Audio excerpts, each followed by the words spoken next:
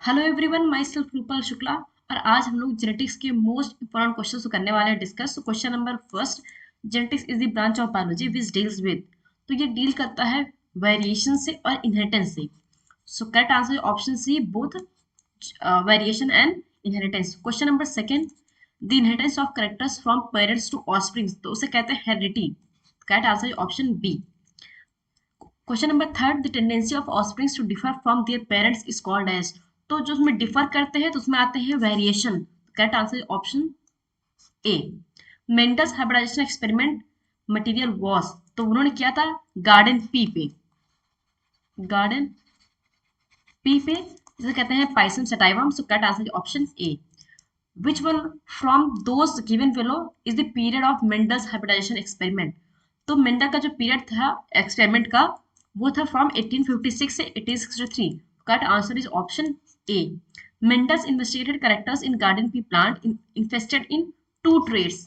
Toll लिया उन्होंने TT, तो दूसरा ड्वार्फ लिया, तो वो था स्मॉल टी। तो यहाँ पे दो करेक्टर्स दिए उन्होंने, दोनों अपोजिट थे। तो correct answer option D. Next question, a true breeding line is characterized by the presence of. तो एक ट्रू ब्रीडिंग लाइन तब मिलती है जब हम कराते हैं सेल्फ पॉलिनेशन और कुछ जनरेशन तक। तो यहाँ पे correct answer is option A, stable trait inheritance due to continuous self pollination. Correct answer is option A. How many pairs of true breeding varieties were selected by Mendels for his experiment on pea plant. तो उन्होंने choose किया था 14 varieties. तो correct answer is option सी।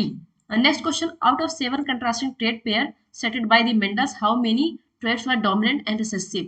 तो इसमें 7 dominant थे, 7 recessive। Correct answer is option A. Next question, among the following characters which one was not considered by Mendels in his experiment on P?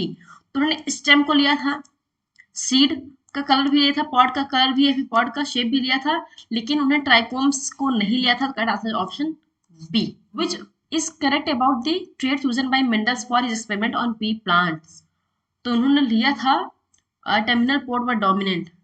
नहीं, ये port dominant नहीं था। Constructed port was dominant, तो ये भी dominant नहीं था। Green colour pod was dominant, तो ये हो सकता है। टॉल प्लांट्स वर रिसेसिव, नहीं, टॉल जो थे वो डोमिनेंट थे। तो यहाँ पर correct answer option C. Next question, what contributed to Mendel success? Section of pure line की वेराइटीज, तो ये सही है। नॉलेज ऑफ हिस्ट्री नहीं, उनको थोड़ा नॉलेज था मैथमेटिक्स का। Selecting one characters at a time, तो ये करेक्ट है। Statistical analysis and mathematical logic, तो भी करेक्ट है। तो यहाँ पर correct answer is option C, first, third and fourth. The first hybrid progeny obtained by Mendel were called, तो वो था F1 प्रोजेनी, जिसे कहते हैं filial generation. Next question, F1 progeny of a cross between pure tall and dwarf plant is always, तो वो होता है ऑलवेज टॉल। जैसे मान लीजिए आपने T2 का क्रॉस करवाया इससे, तो ये टॉल ही बनाएगा।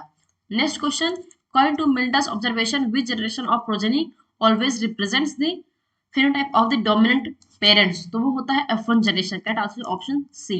Next question, the Mendel cross to breeding tall and dwarf varieties in his experiment.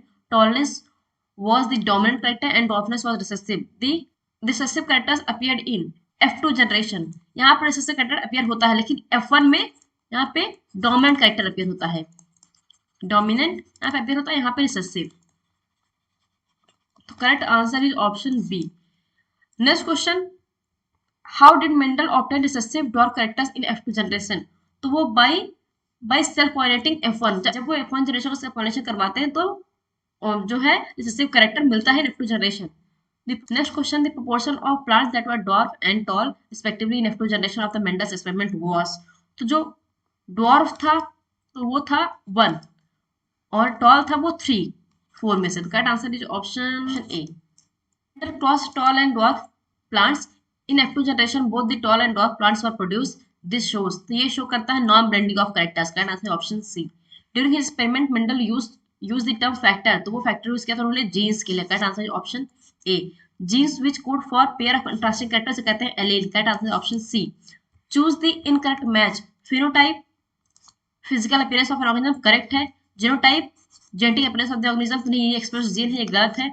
Homozygous identical alleles of a gene present at the same locus, ये correct है. Heterozygous genes of an allelic pair are not same, ये भी correct है. Correct answer है वो है option B.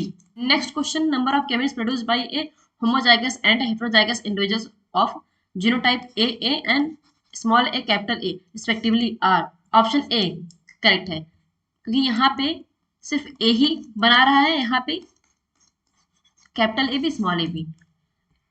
Next question है cross in which parents differ in a single pair of contrasting characters, उसे कहते हैं सिंगल, यहाँ पे पेयर है तो इसलिए कहते हैं इसको monohybrid cross. Correct answer option A. The phenotypic ratio of an monohybrid cross in F2 generation. तो यहाँ फिनोटाइपिक की बात की है तो 3:1 होगा. करेक्ट आंसर ऑप्शन ए.